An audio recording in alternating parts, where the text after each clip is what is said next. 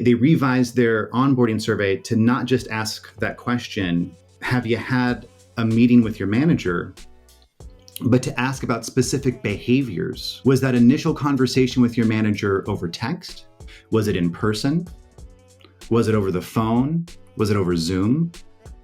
And what we found was that when it was in person or over Zoom, those feelings of belonging were so much higher later on in that employee journey.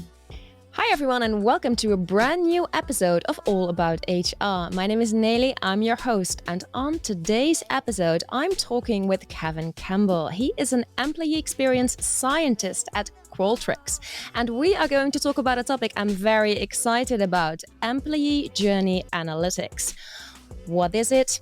How can you get started as a company? Perhaps Kevin has a few cool examples to share with us. Let's see. But before we jump in, as always, if you haven't done so yet, please subscribe to our channel, like this video, and hit the notification bell.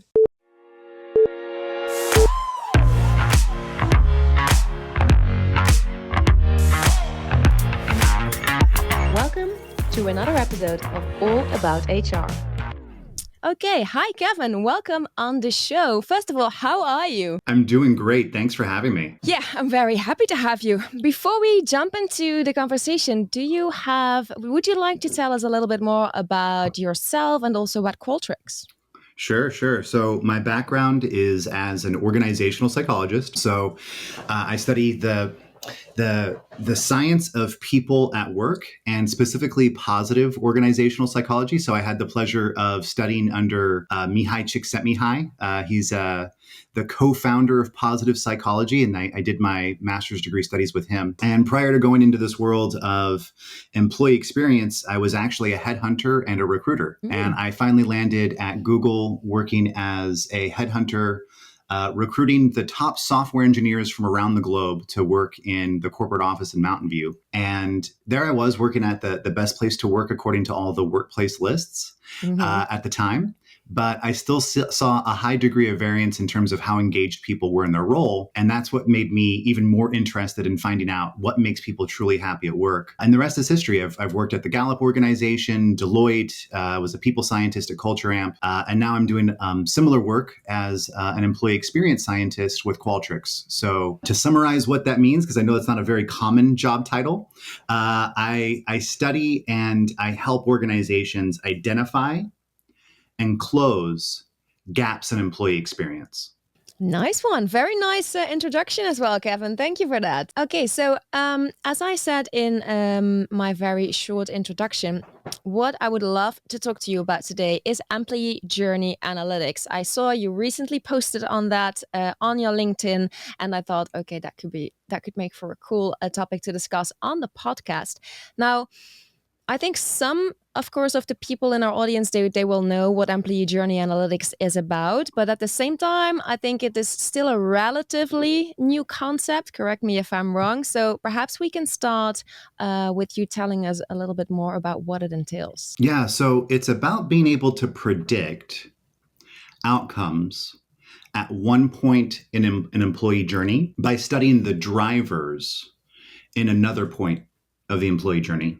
So if you want to know what is it about your onboarding experience that leads to higher rates of engagement and motivation and commitment 6 months, a year, 2 years into a role, that's employee journey analytics. If you want to know what training programs and leadership development programs lead to higher performance ratings 6 months, a year later in a role, or if you want to be able to predict who's going to accelerate faster within your organization, what's going to happen with regard to customer engagement and customer satisfaction and net promoter score. When you bring different points of the employee journey together, you get insights that you otherwise wouldn't be able to have when you think about them as discrete, separate pieces. Well, I think that's actually a very clear explanation. You explain very well how it works, how you are collecting data on one point, and then you're going to see the results at a later point in the employee journey. So I think that's a nice way for us to start, Kevin. And why do you believe that this is important in today's world of work? Well, you know, in an employee engagement survey, as an example, or any kind of an employee survey, it tends to be a point in time survey. Mm. You're measuring how people are feeling and their appraisal and subjective experience of what it's like to work at your workplace at that point in time. But things are changing so quickly.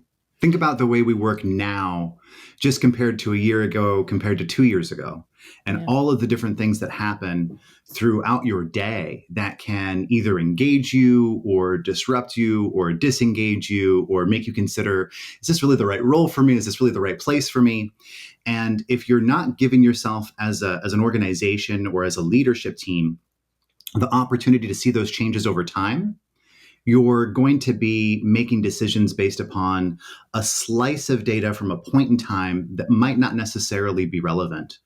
And what bringing those different touch points together allows you to do is see the whole landscape of that employee journey and be able to understand what are the moments that really matter and what's going to be the best return on the action that you can take, because there's so many things that you can do to try and improve the employee experience. Is it going to be, giving people swag and perks and different benefits?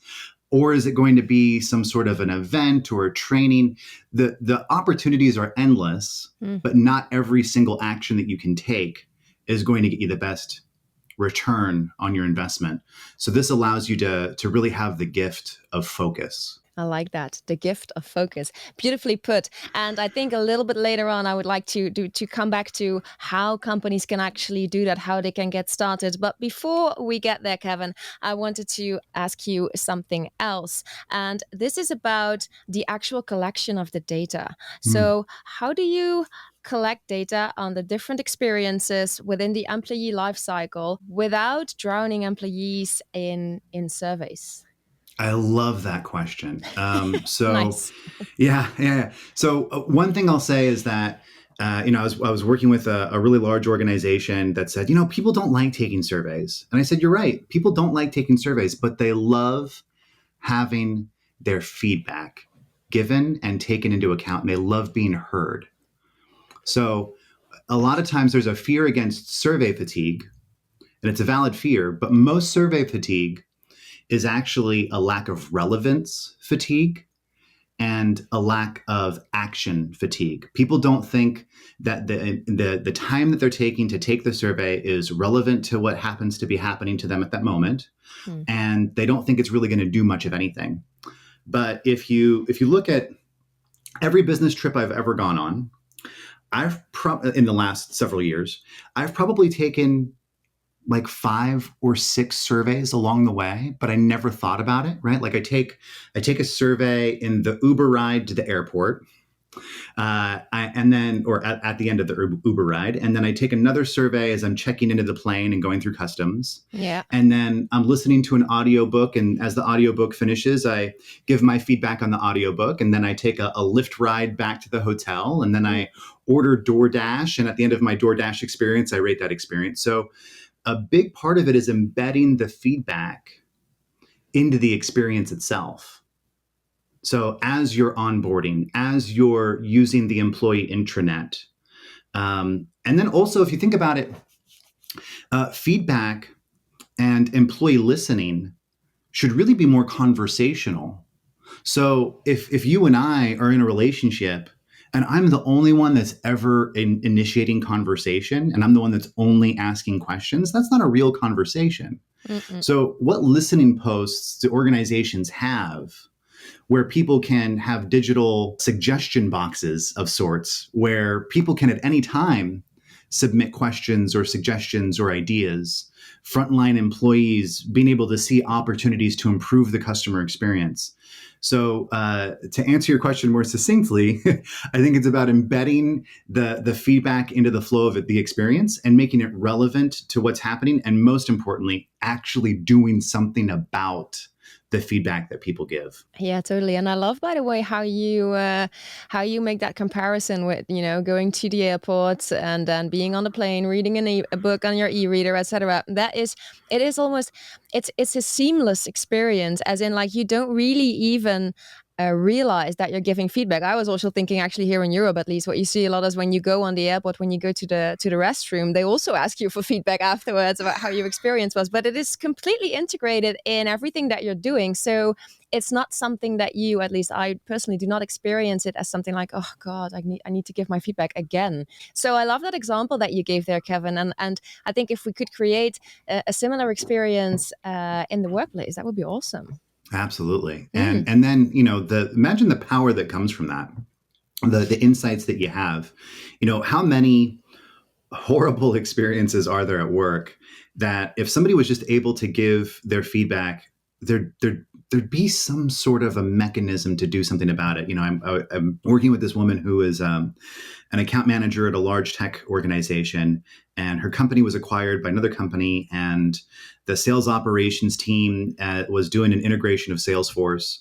And to make a long story short, they completely screwed up the integration. Like these frontline employees, these account managers, these customer success employees who are supposed to be spending the majority of their time helping customers be successful are spending the majority of their day fixing problems in Salesforce.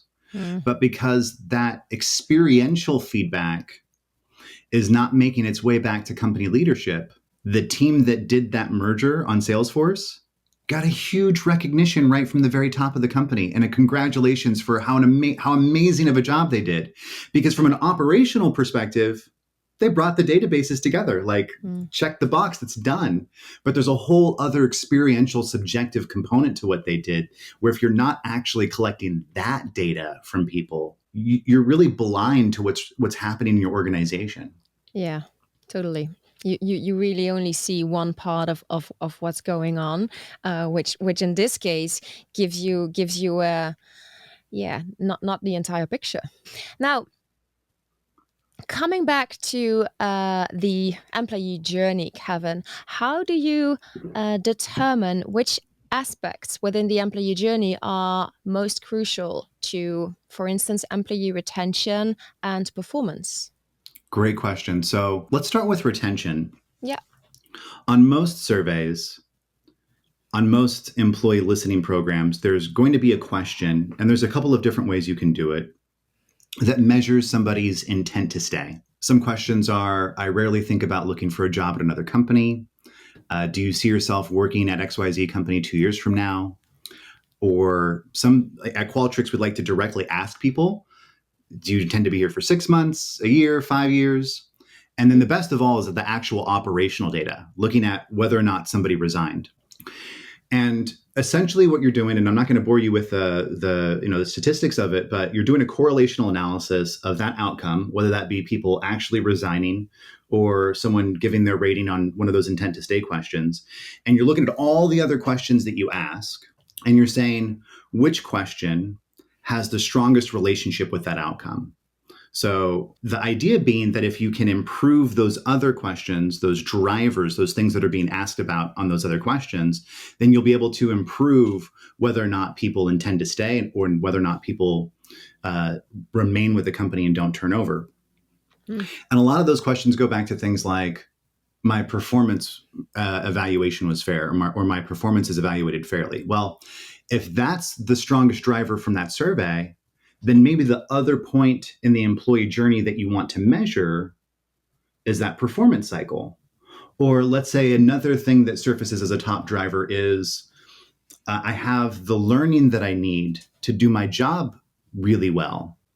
If that emerges as a driver, then maybe you want to put and analyze the employee touch point related to learning and development and training.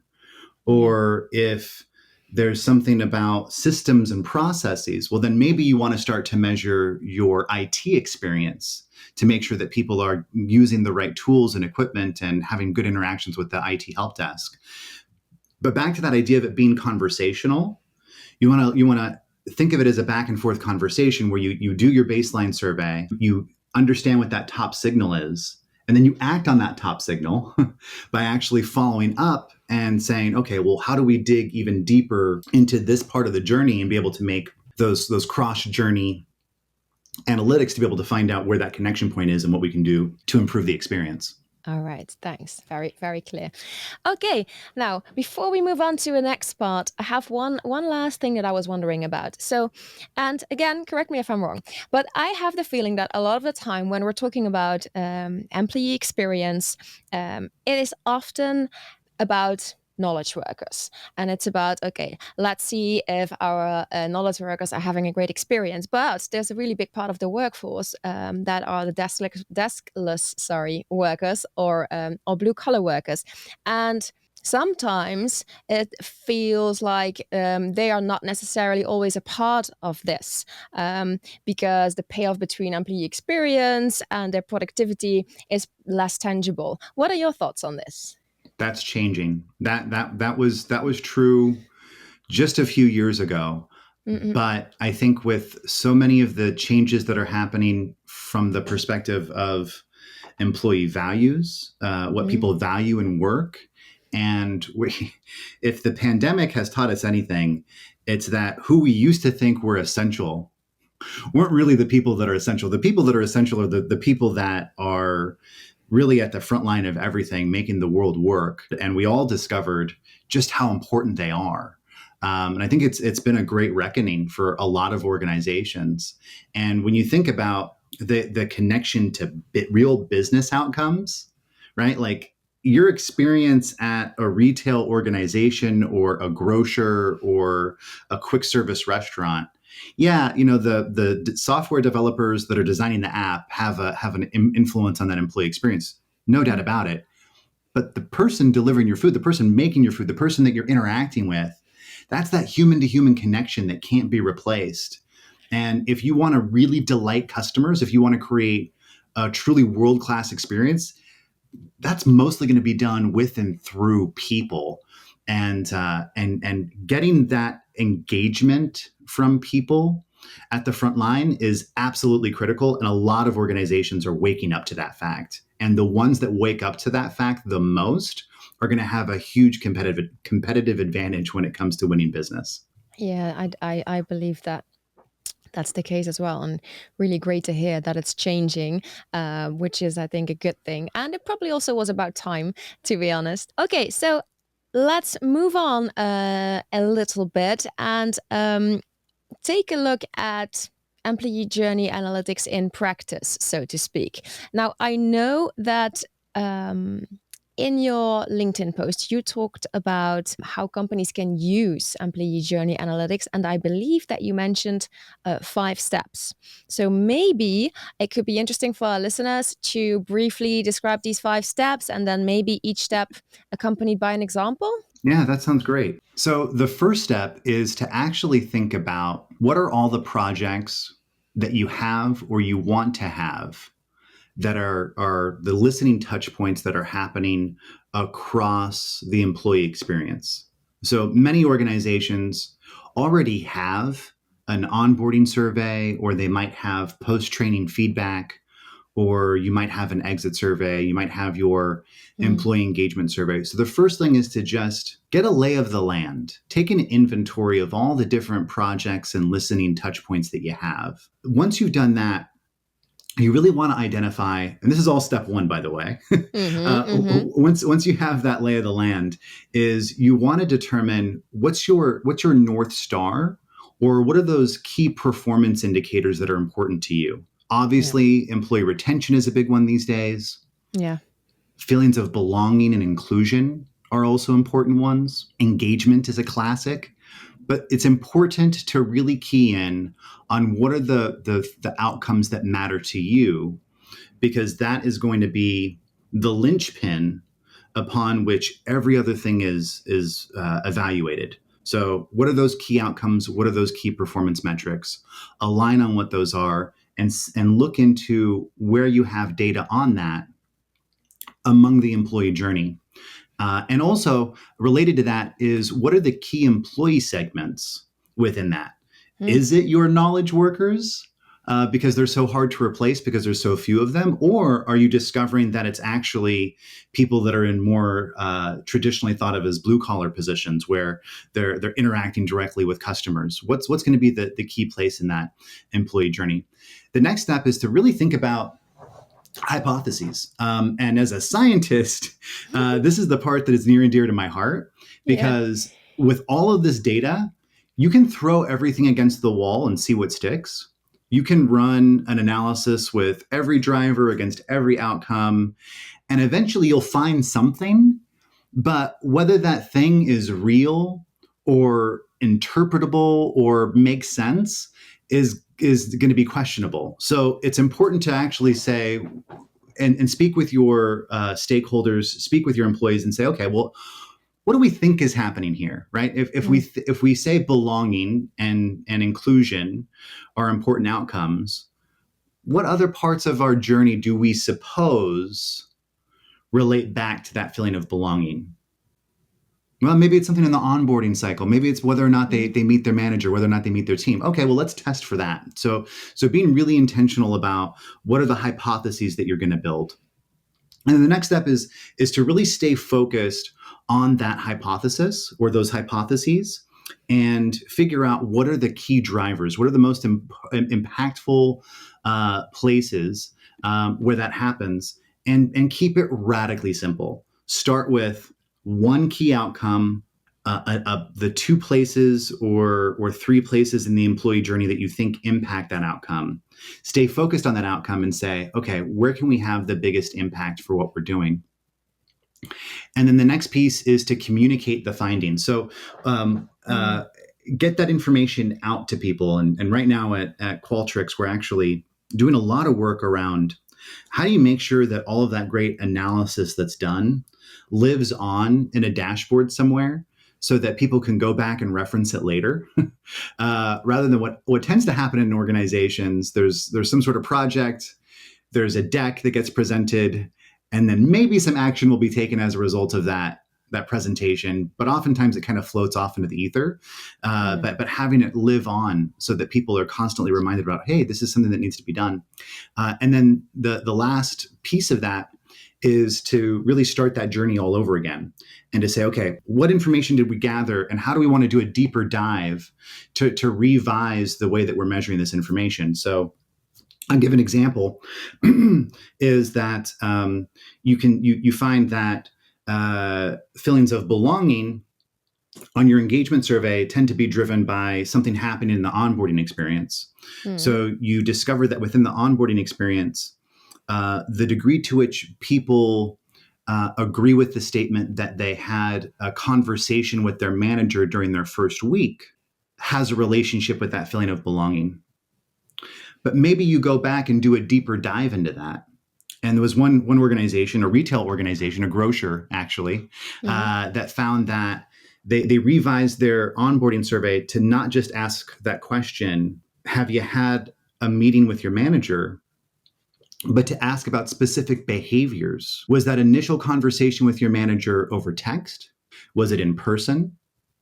Was it over the phone? Was it over Zoom? And what we found was that when it was in person or over Zoom, those feelings of belonging were so much higher later on in that employee journey versus just having a conversation over text was actually the worst. It not only didn't it was worse than not doing anything at all. Oh, wow. But being able to drill into specific behaviors. So now you have information that every manager knows by making that small adjustment in that first week, what the impact is going to be for how employees feel in terms of whether or not they belong at the organization 6 months, maybe years later. Yeah, I find this super interesting, Kevin. It really is a bit as if you can keep peeling off layers and go deeper into each specific. I'm going to call it a touch point for now because of lack of a better word in my vocabulary at the moment. But I hope you get what I'm saying. I really like how you can just go. Yeah, you can just go at a deeper level every single time and then make improvements that have a big impact further down the line. So yeah, I think that is super interesting. What else did I wanted to ask you about? Oh, yeah, of course. I mean, the podcast is called All About HR, so it makes sense that we also touch on the role of HR in all of this. How do you see the role of HR in this, Kevin? And maybe a little bit more of a specific question. What type of skills do you believe that HR professionals involved in employee journey analytics need? I think that's a great question. And it's almost this paradox of being much more empathic and having great storytelling skills and interpersonal skills and persuasion skills, so-called soft skills. But I think data analytics and employee people analytics, it not only facilitates that, it requires that you get even more skilled in those areas, and data savvy, the ability to interpret statistics. But it's not just the ability to interpret statistics or understand these analyses. It's how do you explain that in an empathic way to your internal customers whose job it is to take action based upon this information? And how do you simply and powerfully and emotionally explain the impact of those connections in a way that moves people? So it's interesting because there is this need for data savvy and people savvy, and it's not either or. I think there's a big misperception out there that it's either or. It's both and, because the power of the both and is where the magic really happens. And yeah, it's about storytelling with data in many ways. Yeah, that's beautifully put again. And this is also it's actually quite cool to hear this coming from you, because here at the Academy to Innovate HR, we've also identified skills or mindsets that are important for HR professionals, and one of them is indeed data literacy. But that's not the only one. There's also the part where people are able to translate that to internal customers. So very, very cool to hear it from somebody else as well, Kevin. Now, when we talk about employee experience, traditionally creating a great employee experience can be quite operationally heavy or labor intensive.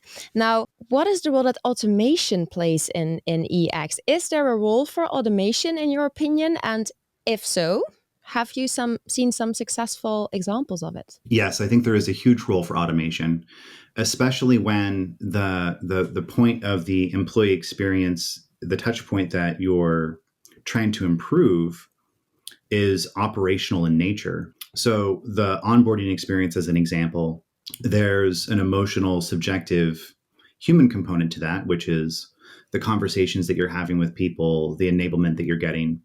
But there's also a huge operational aspect of it. Signing up for benefits and perks, getting your direct deposit information in, getting your tools and equipment and having that deliver on time and working well.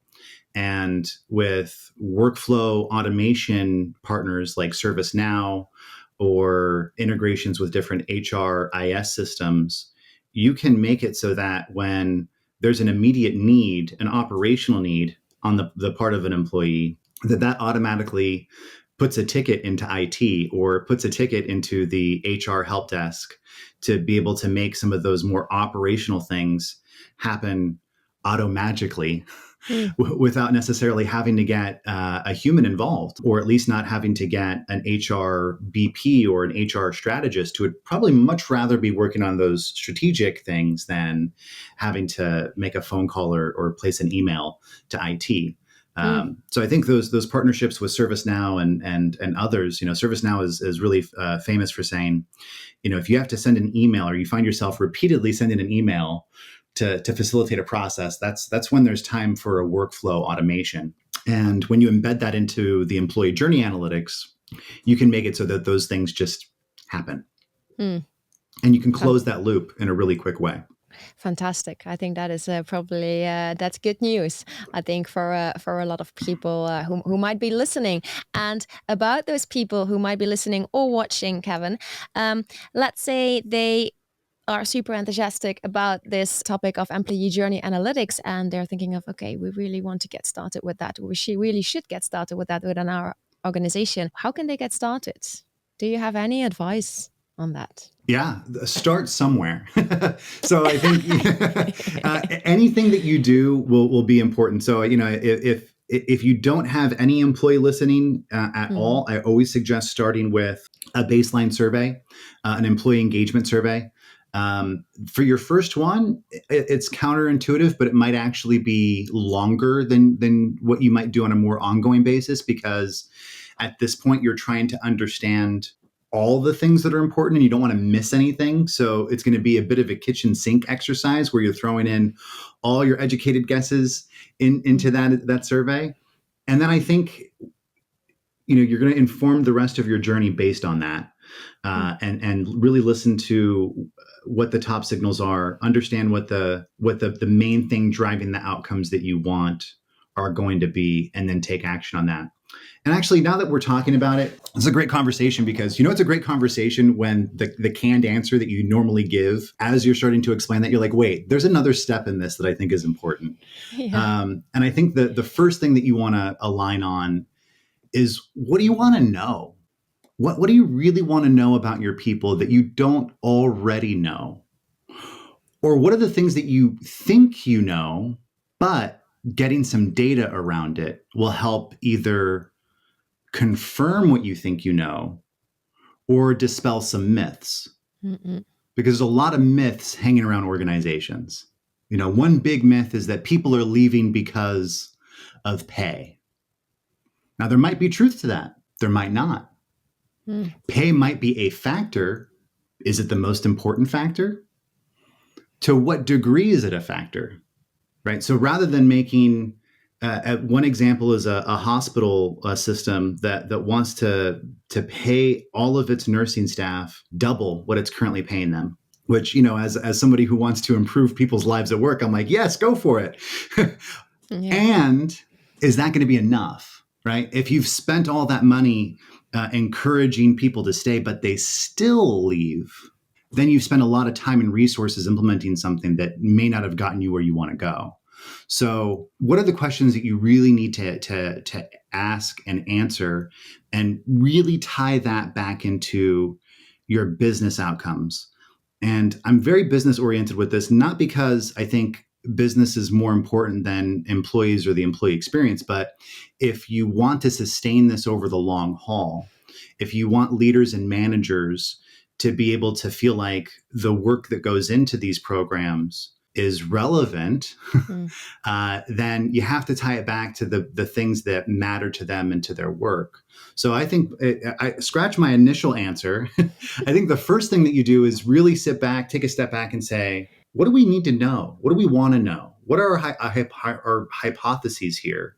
And then once you have that really clearly in mind, then you can start to think about where and when and how do you measure. Yeah, I think that makes complete sense. Thank you very much for that, Kevin. Now, on to, one of my favorite parts of each episode. And this is the part where I get to ask my guests, and today that's you, obviously, about what they believe is the biggest cliche about HR. That's the first question. So I'll throw that in there. Oh, gosh, the biggest cliche. There are so many cliches about HR. I'm going to answer that question with an answer, or with another question first. So what are the most creative answers you've heard to that question?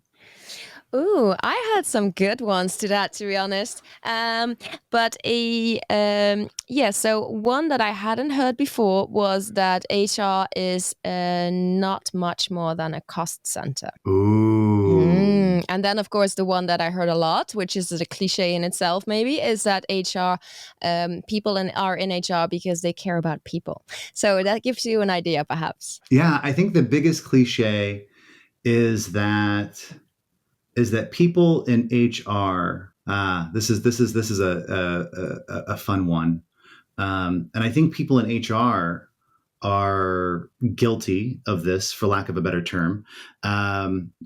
That HR is separate from the business. And sometimes people in HR even refer to other parts of the business as the business. And it's just an interesting use of language to think of, there's HR And then there's the business. Well, no. In many organizations, your only asset is human capital, right? Like if you think about so many like a law firm or a recruiting agency or a consulting firm, right? Like it's all just people. You don't have heavy machinery and other assets except for maybe intellectual property. Like it's all just the people. So to say that human resources is this other entity and then there's the business is really a huge cliche and wildly inaccurate and almost laughable to think of it that way. I think that's a great one, Kevin. And it's definitely one that I haven't heard before. So thank you very much for that. And that also brings us to the end of our conversation. So I really want to give you a big, big thanks. I've learned a lot. I hope you enjoyed the conversation as well. I absolutely did. This was great. Anytime you want me to come back, I'm really looking forward to it. Fantastic. And maybe one last thing before I wrap this conversation up. Where can people best reach out to you if they want to connect with you? Yeah, great question. I think the best way is just through LinkedIn. Follow me, connect with me. I haven't gotten to the point where people are only able to follow, so I welcome requests. Also, looking at my personal website, aside from the work that I do at Qualtrics, is Lifted Leadership. I have a very small coaching practice. I can only take on 1 or 2 clients at a time. But in terms of the employee journey analytics, all of that work would be done through and with Qualtrics. And the best way to connect with that would be through LinkedIn. Fantastic. Thank you so much. Thank you. And thank you, everybody, for tuning in today. I hope you enjoyed this conversation. Again, if you haven't done so yet, don't forget to subscribe to our channel, like this video, and hit the notification bell. Thank you so much for watching, and see you soon. Bye.